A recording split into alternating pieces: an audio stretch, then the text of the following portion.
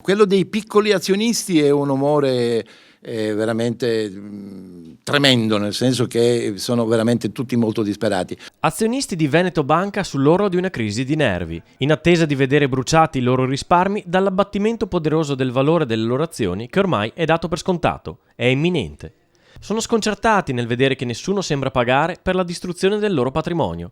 Azioni acquistate anche a 42 euro oggi valgono meno della metà e il passaggio in SPA e la quotazione in borsa abbasserà ulteriormente il valore di mercato. Si sentono quindi impotenti e abbandonati di fronte a quella che viene sentita come una mega truffa.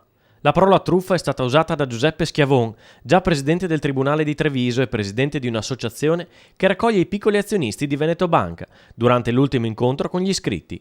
La crisi di 4 banche salvate per i capelli in questi giorni, il decreto di salvataggio è di ieri, non fa che aumentare ansia, rassegnazione e disperazione, soprattutto quando emerge che la dirigenza responsabile di tutta la vicenda di fatto è ancora inserita tra i vertici della banca.